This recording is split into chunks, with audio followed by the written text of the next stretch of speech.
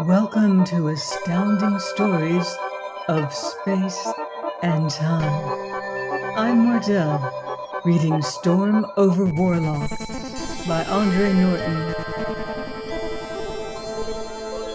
Chapter 17, Throg Justice. The musty stench was so strong that Shann could no longer fight the demands of his outraged stomach.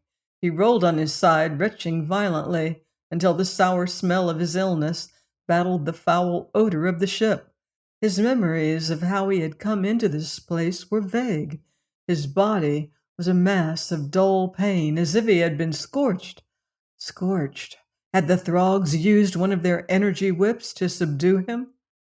The last clear thing he could recall was that slow withdrawal down the cleft inside the skull rock, the Throg not too far away, the sound from the entrance. A Throg prisoner. Through the pain and the sickness, the horror of that bit doubly deep. Terrans did not fall alive into Throg hands, not if they had the means of ending their existence within reach. But his hands and arms were caught behind him in an unbreakable lock, some gadget not unlike the Terran force bar used to restrain criminals, he decided groggily. The cubby in which he lay was black dark, but the quivering of the deck and the bulkheads about him told Shann that the ship was in flight. And there could be but two destinations: either the camp, where the Throg force had taken over the Terran installations, or the mothership of the raiders. If Thorvald's earlier surmise was true, and the aliens were hunting a Terran to talk to a transport, then they were heading for the camp. And because a man who still lives, and who is not yet broken, can also hope, Shann began to think ahead to the camp and a faint, thin chance of escape. For on the surface of Warlock there was a thin chance. In the mothership of the Throgs, none at all. Thorvald and the Wyverns, could he hope for any help from them? Shann closed his eyes against the thick darkness and tried to reach out to touch, somewhere, Thorvald with his disc. Or perhaps the Wyvern who had talked of Trav and shared dreams. Shann focused his thoughts on the young Wyvern witch, visualizing with all the detail he could summon out of memory the brilliant patterns about her slender arms, her thin, fragile wrists, those other designs overlaying her features. He could see her in his mind, but she was only a puppet, without life, certainly without power. Thorvald. Now Shann fought to build a mental picture of the survey officer, making his stand at that window, grasping his disc, with the sun bringing gold to his hair and showing the bronze of his skin, those gray eyes which could be ice, that jaw with a tight set of a trap upon occasion. And Shann made contact. He touched something, a flickering, like a badly tuned tri-D, far more fuzzy than the mind pictures the Wyvern had paraded for him, but he had touched. And Thorvald, too, had been aware of his contact. Shann fought to find that thread of awareness again. Patiently, he once more created his vision of Thorvald, adding every detail he could recall, small things about the other, which he had not known that he had noticed, the tiny arrow-shaped scar near the base of the officer's throat, the way of his hair growing curled at the ends, the look of one eyebrow slanting abruptly toward his hairline when he was dubious about something. Shann strove to make a figure as vividly as Logally and Trav had been in the midst of the illusion. Where? This time Shann was prepared. He did not let that mind image dissolve in his excitement at recapturing the link. Throg ship. He said the words aloud over and over, but still he held to his picture of Thorvald. Will. Only that one word, the thread between them snapped again. Only then did Shann become conscious of a change in the ship's vibration. Were they settling down, and where? Oh, let it be at the camp. It must be at the camp. There was no jar at that landing. Just that 1 second, the vibration told him the ship was alive and airborne, and the next, a dead quiet, testified that they had landed. Shann, his sore body stiff with tension, waited for the next move on the part of his captors. He continued to lie in the dark, still queasy from the stench of the cell, too keyed up to try to reach Thorvald. There was a dull grating over his head, and he looked up eagerly, to be blinded by a strong beam of light. Claws hooked painfully under his arms, and he was manhandled up and out, dragged along a short passage, and pitched free of the ship, falling hard upon trodden earth and rolling over gasping, as the seared skin of his body was rasped and abraded. The Terran lay face up now, and as his eyes adjusted to the light, he saw a ring of Throg heads blotting out the sky as they inspected their catch impassively. The mouth mandibles of one moved with a faint clicking. Again, claws fastened in his armpits, brought Shann to his feet, holding him erect. Then the Throg who had given that order moved closer. His hand claws clasped a small metal plate, surmounted by a hoop of thin wire, over which was stretched a web of threads, glistening in the sun.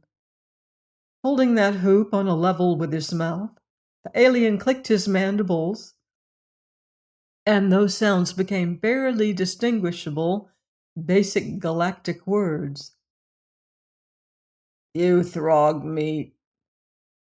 For a moment, Shann wondered if the alien meant that statement literally, or was it a conventional expression for a prisoner among their land?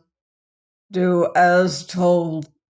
That was clear enough, and for the moment the Terran did not see that he had any choice in the matter. But Shann refused to make any sign of agreement to either of those two limited statements. Perhaps the beetleheads did not expect any. The alien who had pulled him to his feet continued to hold him erect, but the attention of the Throg with the translator switched elsewhere. From the alien ship emerged a second party. The Throg in their midst was unarmed and limping. Although to Terran eyes one alien was the exact counterpart of the other, Shann thought that this one was the prisoner in the skull cave. Yet the indications now suggested that he had only changed one captivity for another, and was in disgrace among his kind. Why? The Throg limped up to front the leader with the translator, and his guards fell back.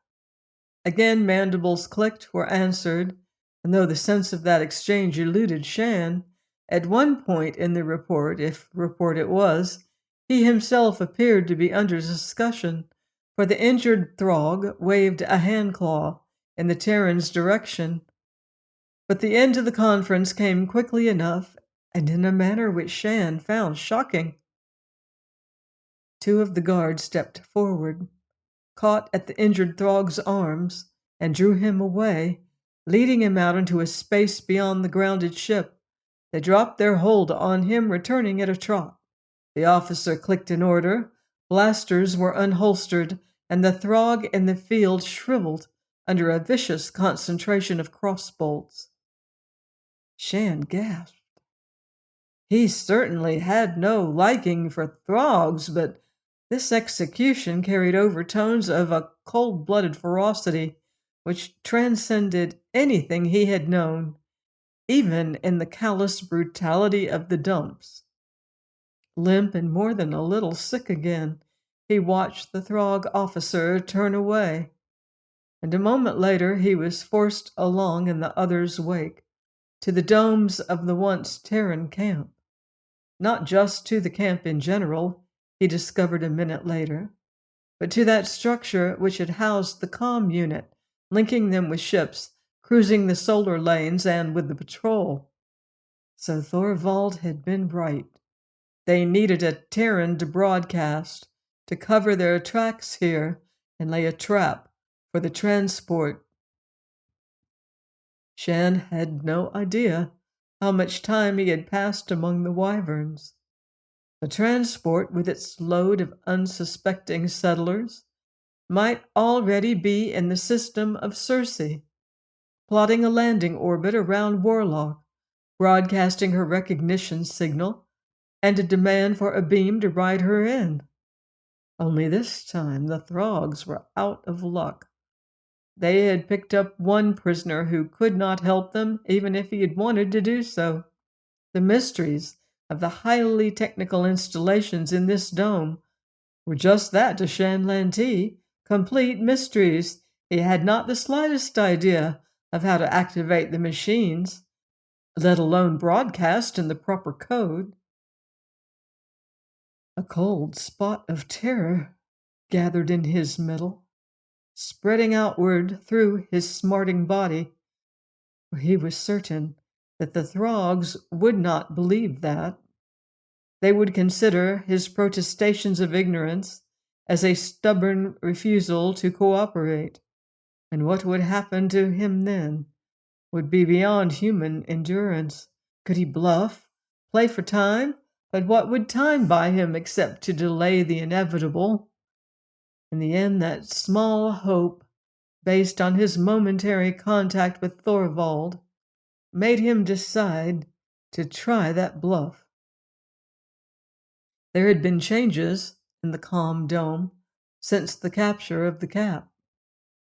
A squat box on the floor sprouted a collection of tubes from its upper surface. Perhaps that was some Throg equivalent of Terran equipment in place on the wide table facing the door. The Throg leader clicked into his translator. "You call ship." Shann was thrust down into the operator's chair, his bound arms still twisted behind him, so that he had to lean forward to keep on the seat at all. Then the Throg who had pushed him there roughly forced a set of comm earphones and speech mic onto his head. "Call ship," clicked the alien officer. So time must be running out. Now was the moment to bluff. Shann shook his head, hoping that the gesture of negation was common to both their species. "I don't know the code," he said aloud. The Throg's bulbous eyes gazed at his moving lips. Then the translator was held before the Terran's mouth. Shann repeated his words, heard them reissue as the series of clicks, and waited. So much depended now on the reaction of the beetle-head officer. Would he summarily apply pressure to enforce his order, or would he realize that it was possible that all Terrans did not know that code, and so he could not produce in a captive's head any knowledge that had never been there, with or without physical coercion? Apparently, the latter logic prevailed for the present. The Throg drew the translator back to his mandibles. "When ship call, you answer. Make lip talk your words. Say bad sickness here, need help. Code man dead, you talk in his place. I listen. You say wrong, you die.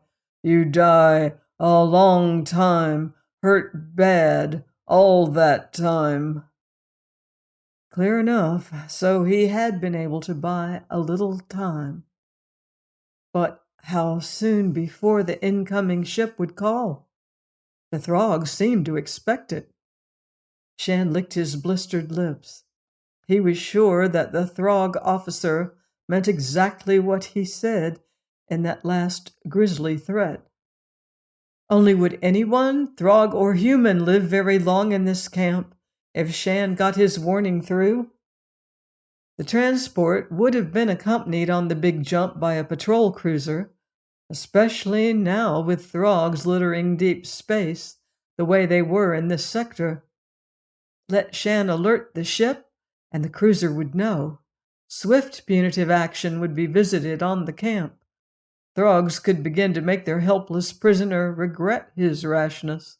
Then all of them would be blotted out together, prisoner and captors alike, when the cruiser came in. If that was his last chance, he'd play it that way. The Throgs would kill him anyhow. He hadn't the least doubt of that. They kept no long-term Terran prisoners and never had. And at least he could take this nest of devil beetles along with him. Not that that thought did anything to dampen the fear which made him weak and dizzy. Shann Lantee might be tough enough to fight his way out of the dumps, but to stand up and defy Throgs face to face like a video hero was something else. He knew that he could not do any spectacular act. If he could hold out to the end without cracking, he would be satisfied. 2 more Throgs entered the dome. They stalked to the far end of the table, which held the comm equipment, and frequently pausing to consult a Terran work tape set in a reader, they made adjustments to the spotter beam broadcaster. They worked slowly but competently, testing each circuit, preparing to draw in the Terran transport, holding the large ship until they had it helpless on the ground. The Terran began to wonder how they proposed to take the ship over once they did have it on the planet. Transports were armed for ground fighting. Although they rode in on a beam broadcast from a camp, they were prepared for unpleasant surprises on a planet's surface, such as were certainly not unknown in the history of survey, which meant that the Throgs had in turn some assault weapon they believed superior, for they radiated confidence now. But could they handle a patrol cruiser ready to fight? The Throg technicians made a last check of the beam, reporting in clicks to the officer. The alien gave an order to Shann's guard before following them out. A loop of wire rope dropped over the Terran's head, tightened about his chest, dragging him back against the chair until he grunted with pain. 2 more loops made him secure in a most uncomfortable posture. And then he was left alone in the comm dome. An abortive struggle against the wire rope taught him the folly of such an effort. He was in deep freeze as far as any bodily movement was concerned. Shann closed his eyes, settled to that same concentration he had labored to acquire on the Throg ship. If there was any chance of the Wyvern communication working again, here and now was the time for it. Again, he built his mental picture of Thorvald, as detailed as he had made it in the Throg ship. And with that, to the forefront of his mind, Shann strove to pick up the thread which could link them. Was the distance between this camp and the sea-girt city of the Wyverns too great? Did the Throgs unconsciously dampen out that mental reaching, as the Wyverns had said they did when they had sent him to free the captive in the skull? Drops gathered in the unkempt tight curls on his head, trickled down to sting on his tender skin. He was bathed in the moisture summoned by an effort as prolonged and severe as if he labored physically under a hot sun at the top speed of which his body was capable. Thorvald! Thorvald, but not standing by the window in the Wyvern stronghold. Thorvald with the amethyst of heavy Warlockian foliage at his back. So clear was the new picture that Shann might have stood only a few feet away. Thorvald there with the wolverines at his side, and behind him sun glinted on the gem-patterned skin of more than one wyvern. Where? That demand from the survey officer, curt, clear, so perfect the word might have rung audibly through the dome. The camp! Shann hurled that back, frantic with fear that once again their contact might fail. They want me to call in the transport, he added to that. How soon? Don't know. They have the guide beam set. I'm to say there's illness here. They know I can't code. All he could see now was Thorvald's face, intent, the officer's eyes cold sparks of steel, bearing the impress of a will as implacable as a Throg's. Shann added his own decision. I'll warn the ship off. They'll send in the patrol. There was no change in Thorvald's expression. Hold out as long as you can. Cold enough.